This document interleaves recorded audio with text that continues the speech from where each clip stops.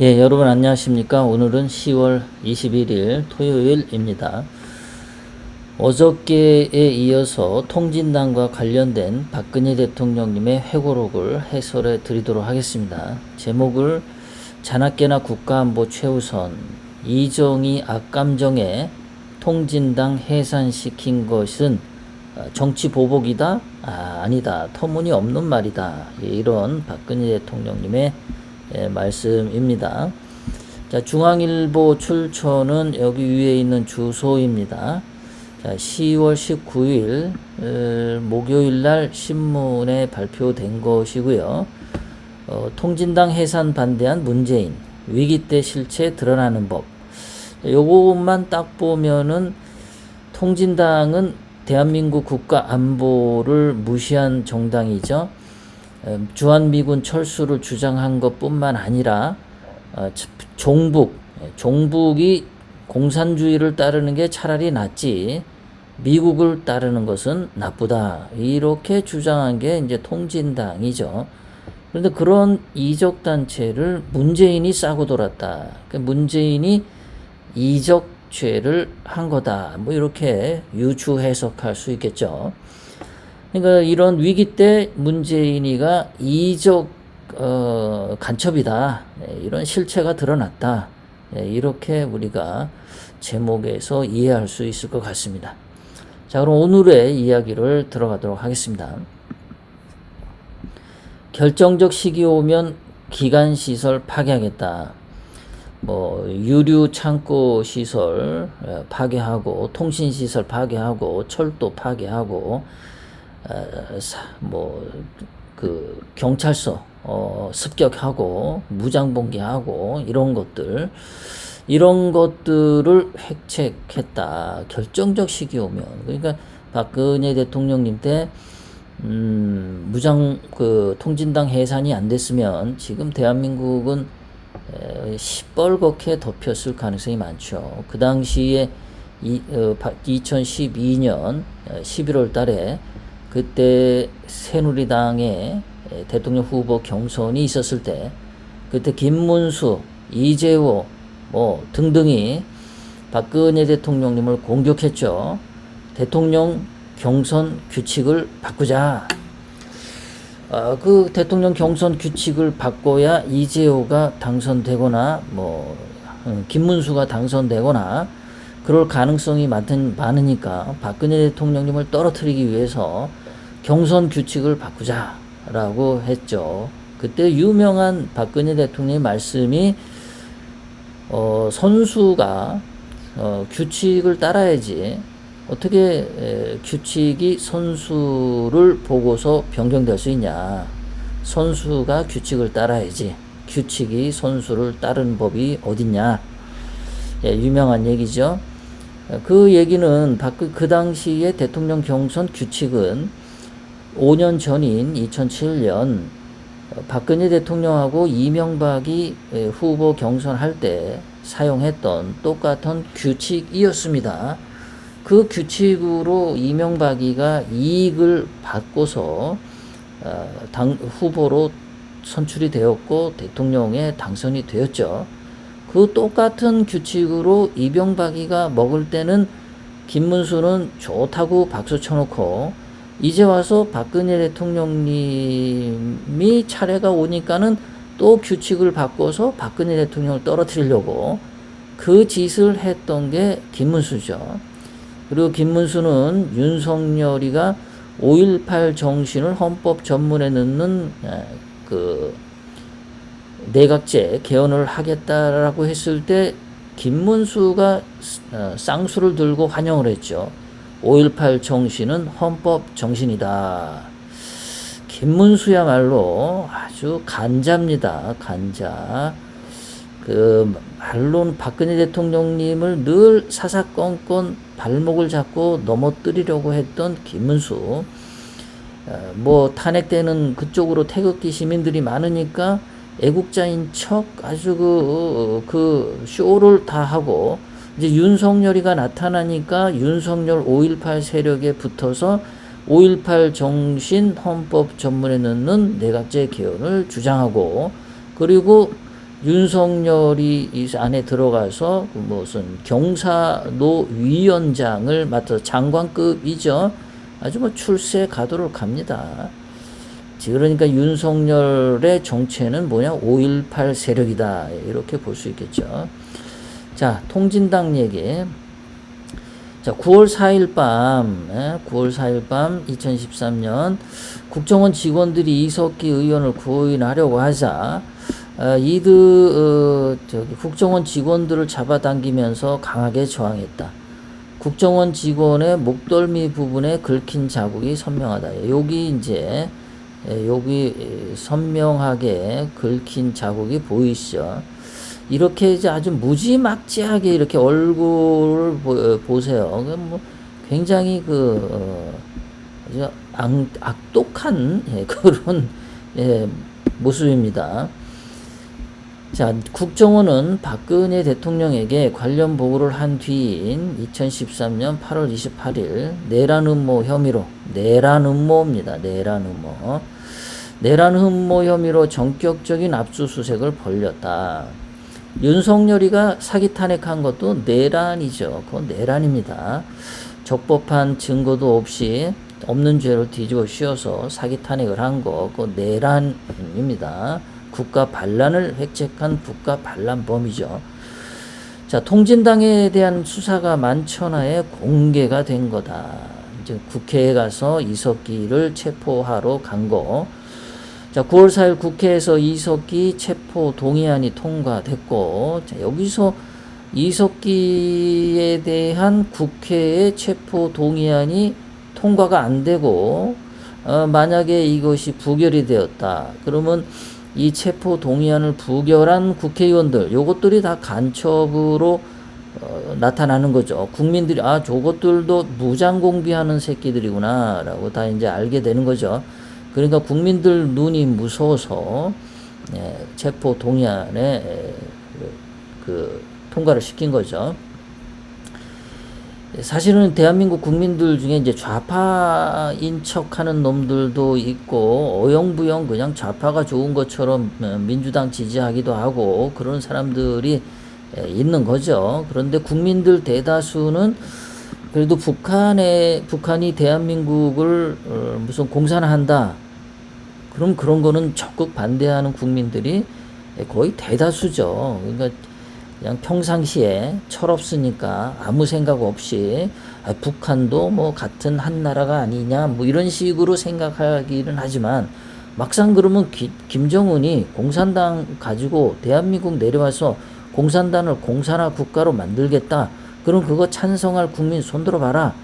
그러면은 뭐 10대, 20대, 30대들도 반대죠. 다 반대합니다. 그 사람들도 이제 다 안단 말이에요. 공산당이 뭐고 북한 김정은이가 얼마나 독재하고 중국도 싫어하는데 북한 김정은도 당연히 싫어하죠. 그러니까 이 대한민국 국민들이 그래도 아직은 이 공산주의에 대한 반감, 공산주의는 안 된다라는 것은 거의 이제 합의가 된 상태죠. 그러니까 윤석열이가 자기가 인기가 떨어질 때만 되면은 공산주의 추종 세력 비판하고 반국가 세력 비판하고 이렇게 해서 자기 인기를 유지하려고 하지만 다 입으로 그냥 거짓말하는 거죠. 실제로 박근혜 대통령처럼 이렇게 통진당 같은 반국가 세력 또는 공산주의 추종 세력 통진당을 과감하게 해체해버리는 이런 결단력 있는 행동을 윤석열은 안 하죠. 박근혜 대통령님이 굉장히 단호하고 결단 있는 행동 이때 우리가 봤죠. 평상시는 부드럽고 그런데 국가 안보와 관련해서는 아주 칼을 그냥 뽑습니다. 근데 국가 안보에 대한 것이 아닌 한은 웬만하면 부드럽게 넘어가시려고 하고 사실에 입각한 일 처리를 하려고 하셨던 거죠. 윤석열은 말로만 국민 속이는 거고 박근혜 대통령님은 진심으로 반국가 세력을 두들겨 잡았습니다. 공산주의 추종 세력을 잡았습니다. 그때 이게 확실하게 정해진 겁니다. 자, 국정원 요원이 국회의원으로 가서 이석기에 대한 강제 구인을 실시했다. 김장수 안보실장과 남재준 원장이 주기적으로 수사 상황을 박근혜 대통령님에 보고했다. 남재준 원장이 이때 이런 것 때문에 이제 감옥에 가게 되는 거죠. 통진당 해산에 연루가 됐기 때문에 그렇게 갔다고 볼 수가 있겠습니다. 근데 김장수 안보실장은 조용했죠. 이때 뭐 문재인 때 뭐 한자리 하지 않았나요? 지금 생각에. 그러니까 그 김장수 안보실장은 또 전라도 쪽이니까 뭐 좀 봐줬나? 뭐 하여간 남재준 원장은 확실히 감옥에 갔죠. 그 국정원 특활비를 뭐 박근혜 대통령의 뇌물로 준 것처럼 뒤집어 씌워서 실제로는 문재인도 지금 그 국정원에서 엄청난 돈을 받아서 썼습니다. 박근혜 대통령님에게 뇌물죄라고 했던 그 특활비 돈을 문재인이가 엄청나게 많이 썼어요. 이 도둑놈의 새끼들이죠. 그리고 그 국정원 특활비를 뇌물죄로 뒤집어 씌운 윤석열도 지금 국정원 특활비를 많이 가져다 쓸 겁니다. 쓸 거예요. 왜 안 갖다 쓰겠습니까? 지금 한 달에 한 번씩 외국에 여행을 나가는데 그 돈이 없어서 예산을 원래 한 49억 원인데 2배가 되는 지금 한 580억 원 정도를 사용하고 있는데 국정원 특활비 그런 거 갖다가 충분히 쓰겠죠. 어디다가 쓰는지는 몰라도 반드시 씁니다. 하여간 윤석열이 죄는 계속해서 이렇게 나오는 거예요. 박근혜 대통령님 회고록을 읽으면 읽을수록 윤석열이가 얼마나 나쁜 범죄를 저질렀는지가 다 드러나고 있다는 겁니다. 국정원이 확보한 경기 동부연합의 내부회의 녹취록에 따르면 이들은 이렇게 표현하죠. 이 사람들은도 아니고 사람으로 안 봐. 이들은 대한민국 체제를 전복시키겠다는 목표를 뚜렷이하는 행동 강령을 채택했다. 이 강령이 굉장히 중요하죠.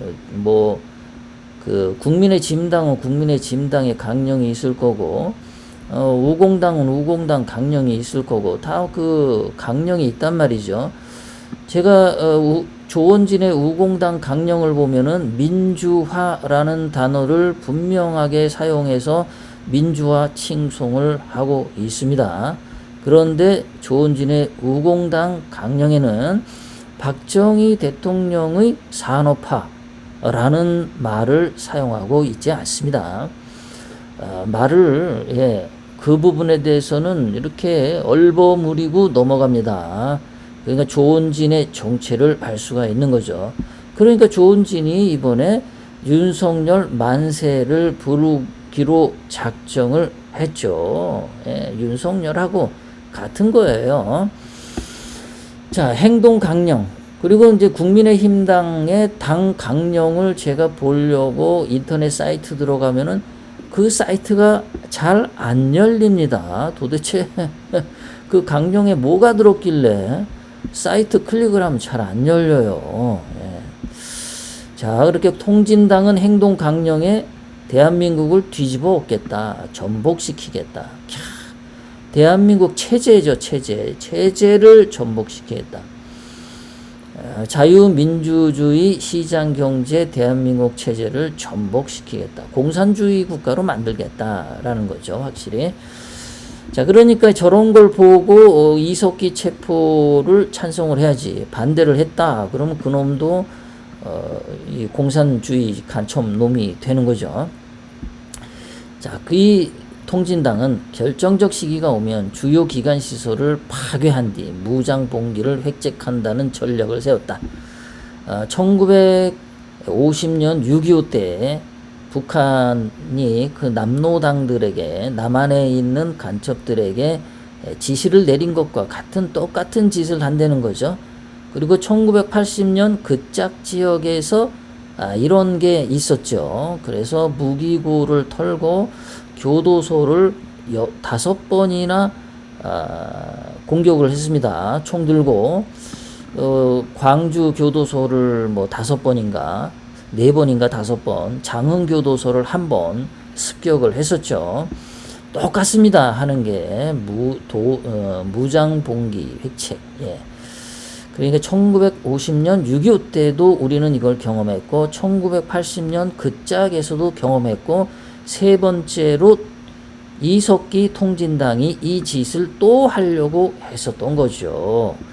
그러니까 그런 맥락에서 보면은 1950년 6.25 때도 무장 봉기로 남한을 뒤집어 엎으려고 했다. 그리고 이석기가 무장 봉기로 뒤집어 엎으려고 했다.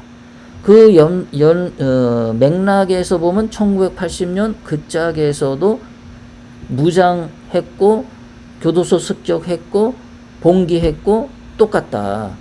그러면은 그게 1980년 그 짝의 그거는 뭐가 되냐? 이게 무장 봉기냐? 아니면은 그게 대한민국의 애국적인 행동이냐? 둘 중에 하나가 되겠죠.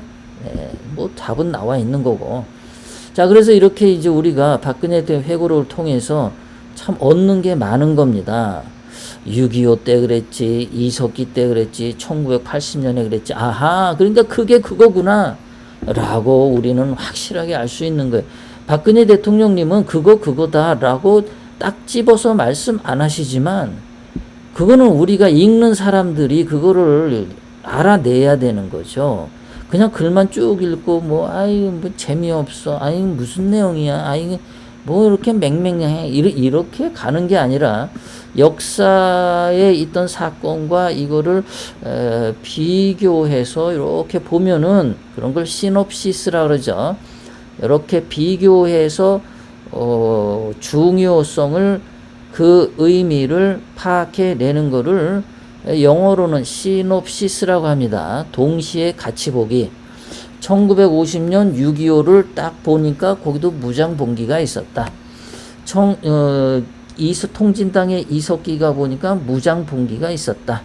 1980년에 그 짝에서도 무장봉기가 있었다.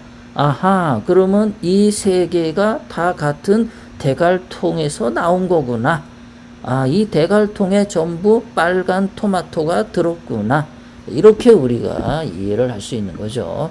그렇게 이해를 해야 박근혜 대통령님의 회고록을 제대로 이해를 하는 거죠. 계속해서 특히 주목해야 할 대목은 한국의 진보 정당을 장악한 뒤 의회에 진출해. 이거는 1910년대 그 소련 레닌이 소비에트 혁명을 할 때 했던 방식입니다. 그 레닌이 소비에트 혁명을 할 때 일단 의회에 진출을 하죠. 의회에 진출을 해서 다수당을 확보하죠. 이제 볼셰비키 혁명 들어보셨을 겁니다. 볼셰비키가 다수라는 뜻이고 소수는 멘셰비키라고 하죠.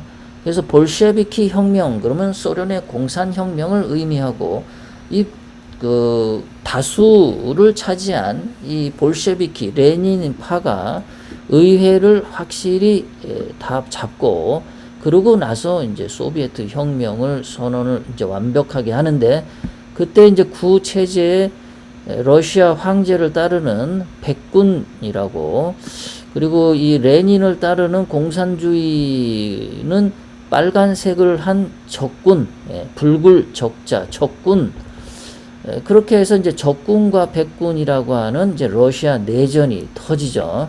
자, 거기서 러시아 내전에서 백군이 결국은 다 이제 죽고 완벽하게 레닌의 볼셰비키가 소련이라는 나라를 만들게 되죠. 그러니까 이석기가 지금 그걸 똑같이 하는 거죠. 진보 정당을 장악한 뒤에 진보 정당을 장악한다 그랬죠. 그러니까 그 당시에 이제 좌파 쪽 진보 정당 우리가 좀 진보를 하자 이거 말이야.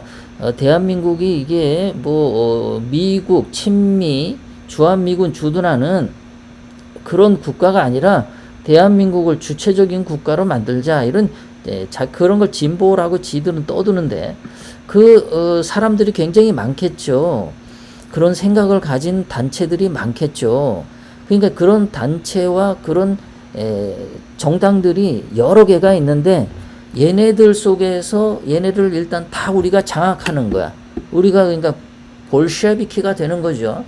좌파들 속에서도 우리가 이거를 다 장악해야 돼. 그래서 그거를 일단 장악해 1단계로 좌파들에서 아주 최고의 그 권력을 쥐자 이게 되고 그 다음에 이제 국회로 가서 국회를 또 다 장악해. 그래서 국회에서도 이제 다수당 볼셰비키가 되는 거죠. 좌파들 속에서도 볼셰비키가 된 다음에 한국 의회에 들어가서도 볼셰비키가 돼가지고 그리고 나서는 이제 봉기를 통해서 대한민국을 공산화를 한다라는 게 이제 통진당 이석기의 그 계획이었던 거죠. 이 글에서 보면은 그렇게 의회까지 이제 다 잡아가지고는 결정적 시기를 준비한다. 의회까지를 다 잡으면은 이제 봉기가 일어났을 때 의회가 이제 모든 정보를 가지고 있으니까 북한에다 넘겨주고 또 봉기 세력에게 정보도 주고 해서 대한민국을 교란시키고 혼란시키고 그래서 결국은 공산혁명을 완수한다 이런 목표로 했다는 거죠. 자, 그러니까 그 이전까지는 권력체제의 외부에서 그냥 일반 그 시민단체 무슨 짝투마리 그 시시껄렁한 그런 단체로 투쟁을 했었다면 이제는 볼셰비키가 되어서 국회로 옮긴다는 얘기였다.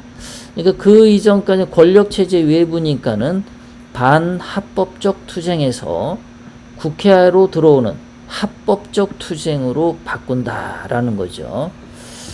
예, 불법 투쟁에서 이제는 합법 투쟁으로 옮긴다. 이들은 아로 조직원들의 무장혁명 조직원들의 국회의원 당선을 교두보 확보라고 표현을 했다. 교두보 확보. 이 새끼들은 말이죠. 예, 교두보 확보. 교두보 확보라고 표현을 했다. 이제 교두보 확보가 통진당이 아마 지금까지 있었으면 전에도 말씀드렸죠. 대한민국 이미 넘어갔죠. 문재인 때 아마 대한민국이 완전히 공산화 되지 않았을까 이런 생각이 드는 겁니다. 근데 박근혜 대통령이 통진당을 그 해산할 때 이 통진당의 이 무시무시함을 국민들이 보고서 경각심을 가졌죠. 야, 이거 이렇게 가다가는 이거 큰일 나겠구나 하고 국민들이 이때 예방주사를 맞은 거예요. 통진당 해산에서.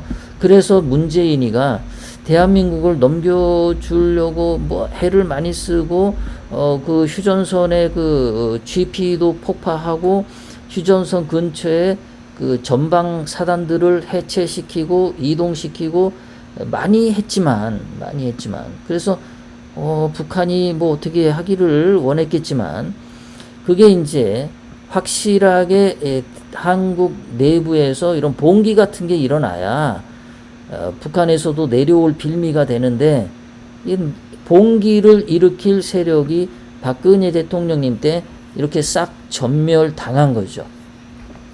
그래서 김정은이가 대한민국을 내려오고 싶어도 못 내려왔던 거 아닌가. 그러니까 내부 호응이 있어야 되는데 성 안에서 그 성문을 열어주는 자들이 있어야 되는데 성 안에서 불을 질러서 성 안의 사람들을 혼란스럽게 하는 이 자들이 있어야 되는데 그 세력이 없어서 차마 그렇게 된 것 같다.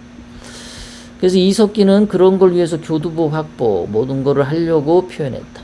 국회를 사회주의 혁명 투쟁에 뭐 사실은 공산주의 혁명이죠. 공산주의 혁명 투쟁의 교두보로 삼겠다는 의미였다. 그런 계획에 맞춰 이들이 통합 진보당을 통해 국회로 진출하고 대통령 선거까지 출마한 것이니 이정희가 출마했죠. 보통 심각한 일이 아니었다. 보통. 사람들이 박근혜 대통령님 보고 뭐 수첩공주니 바보니 머리가 안 돌아간다니 그런 개소리를 떠드는데 박근혜 대통령이 굉장히 똑똑하신 분입니다. 이거 다 알고 계시잖아요. 보통 심각한 일이 아니었다. 이거를 유영아가 이렇게 써주겠습니까? 예, 여러분 생각해 보세요. 이걸 유영아가 써주겠어요? 이 바보들은 박근혜 대통령님을 그저 까댄이라고 유영아한테 조종당하는 박근혜 대통령 일단 개소리 떠드는데요. 다 개소리입니다. 옛날에 최소원 씨한테 조종당하는 박근혜 이래가지고 또 한참 그거 가지고 국정농단이라고 그랬잖아요. 비선 실세. 박근혜 대통령님은 본인이 다 아세요. 뒤에서 누구 조종하는 사람은 없습니다. 상황 파악이 굉장히 빠르고요. 이거를 어떻게 처리하는 게 국민들을 걱정시키지 않고 평안하게 해결할 수 있는가 이런 거를 우선적으로 생각하시는 분이세요. 보통 쓰레기 같은 정치하는 놈들은 어떤 사건이 터지면은 정치적으로 이용해서 상대방들을 제압하려고 꼼수를 부리는데 박근혜 대통령님은 그런 꼼수를 부린 적이 없습니다. 사안의 심각성을 본인 스스로 굉장히 잘 파악을 하세요. 1948년 재헌의회 아래 국회에서 여러 일이 있었지만 이게 이제 대개 1948년 건국 이후에 대한민국의 이제 공산주의 세력들의 사건이 여럿이 있었지만 통진당의 이석기처럼 애국가를 안 불러도 그만이다. 국기에 대한 경례도 거부하겠다. 6.25 전쟁이 이게 남침인지 북침인지 알 수 없다. 사실은 저놈들은 6.25 전쟁은 남쪽에서 북으로 침략한 거다. 이렇게 얘기하려는 거죠. 이런 세력들이 국회에 들어온 적은 없었다. 이게 처음이었다. 예전에 조봉암의 통진당이라고 있었는데, 진보당이 있었는데, 진보당 당수 조봉암도 애국가는 불렀다는 거죠. 국기에 대한 경례도 했다는 거죠. 그런데 이 통진당의 이석기는 애국가, 그 다음에 태극기, 그 다음에 6.25, 대한민국 전체를 다 부정을 했다는 거죠. 과거에는 상상할 수도 없는 일이 벌어진 것이다. 상상할 수도 없는 일이 벌어진 것이다. 이석기 때문에 대한민국 국민들이 이 반공에 대한 경각심이 생긴 거예요. 박근혜 대통령님이 그때 두들겨 잡아서 그만큼 이 나라가 느슨해졌다는 방증이기도 했다. 느슨해졌다. 안보감이 해이해졌다. 이런 거죠. 자, 이들은 박근혜 대통령님이 이 통진당 이 잔당들을 이들은이라고 그냥 표현합니다. 이들은 이 사람으로도 표현 안 해요. 사람으로도 표현하고 이들은 또 이 것들은 그러면은 또 너무 또 박근혜 대통령의 품위가 떨어지시니까 그냥 이들은 이들은 언제나 현혹되기 쉬운 그럴듯한 단어로 자신을 포장한다. 포장하는 거죠. 본질은 새빨간데 겉을 하얗게 포장하는 거죠. 자, 속은 시뻘건데 겉을 하얗게 어떻게 포장했냐? 얼굴은 완전히 썩었는데 겉에 화장을 하얗게 분칠을 했다는 거죠. 자, 어떤 분칠을 했냐 하면은 자주라는 위장막을 썼다. 화장을 칠했다. 민주라는 단어도 썼다. 통일이라는 단어도 썼다. 이런 자주, 민주, 통일 합치면 자민통이죠. 자민통. 이 자민통이 북한의 무슨 북한 김정은의 지시를 받고 움직이는 세력 중에 단체 중에 하나가 자민통이 있죠. 지금도 활동하죠. 일본의 자민련도 자주민주 연합이죠. 자민련. 뭐였더라? 자민련. 예. 일본에 그거 있죠. 예, 일본에. 자주 민주통일, 자민통 이러면은 많이 들었던 북한 단체입니다. 자주 민주통일을 화장을 해가지고 예쁘게 저걸 표현을 해가지고 언뜻 보면 좋은 말처럼 생각할 수도 있는데 독버섯처럼 화려해 보이는데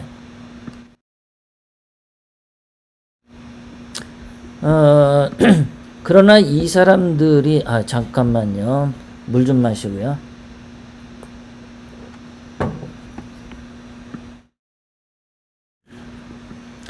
그러나 이들의 자주라는 것은 미군 철수를 의미한다. 예, 미군 철수를 주장하면 국민들이 싫어하니까 자주라는 단어를 쓴다. 그리고 남한 정권 타도를 민주라고 쓴다. 근데 사실은 이건 지금 더블 민주당 여전히 마찬가지죠. 그리고 민주화 세력 다 마찬가지죠.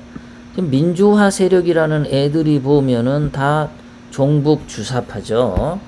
민주화 세력이라는 애들 보면은 박근혜 대통령님을 사기 탄핵시킨 자들이죠. 민주라는 단어는 대한민국에서만큼은 남한 정권 타도다. 공산화 혁명을 늘 꿈꾸고 있는 거다라고 우리는 이해를 하죠. 우리 제 방송을 사랑하시는 분들은 그렇게 이해를 하고 있죠. 민주라는 단어를 쓰고서 대한민국을 위한 것보다는 북한을 싸고 도는 놈들이 늘 많았죠. 그러니까 남한 정권은 역사상 태어나면 안 된다라고 주장하는 게 이 민주화 세력들이죠.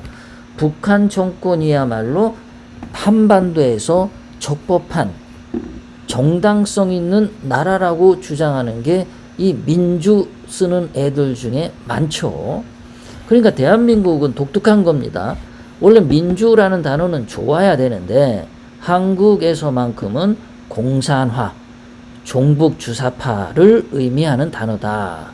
그러니까 대한민국의 지금 민주화를 떠드는 거는 그건 말로는 좋을 수 있지만 대한민국 환경에서는 이거는 대한민국을 망하게 하려는 놈들이 민주화라는 가면을 쓰고 활동한다.